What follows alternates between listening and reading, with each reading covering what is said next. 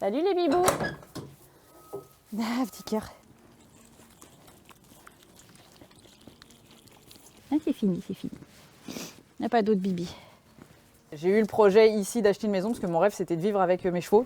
Et petit à petit, en fait, j'ai pas mal de voisins qui m'ont prêté, vendu ou loué des terrains autour. Et donc du coup, j'ai agrandi l'Arche avec plein d'animaux issus de sauvetage. Leur poule.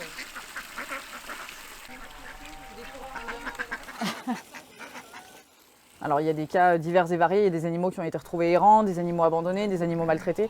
Et c'est vrai que tous ces animaux qu'on sauve, ils ont une reconnaissance envers l'homme qui est complètement différente.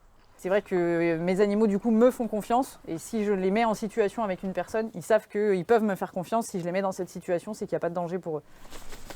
Je vais aller en prendre un de plus au cas où. On va aller promener les chiens aujourd'hui ?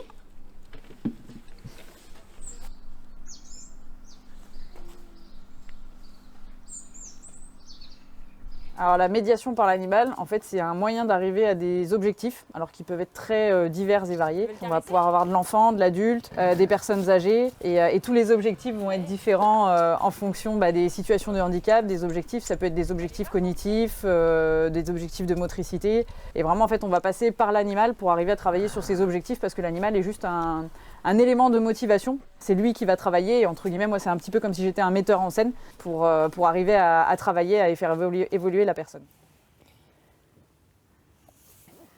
Ça c'est une vache. Une vache, tu arrives à dire ? Ça va pouvoir être des séances avec des animaux divers et variés.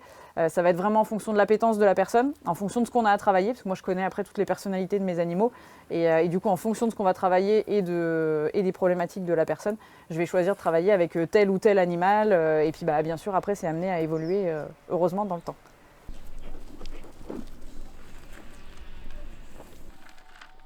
C'est super ça que tu ne mettes pas à la bouche.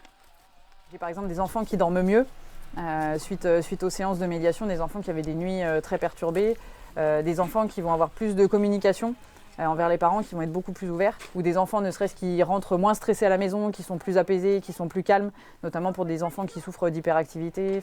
Et c'est hyper important que je puisse avoir des retours pour me rendre compte quand même de l'évolution du jeune, même si ça ne se passe pas pendant la séance, quoi.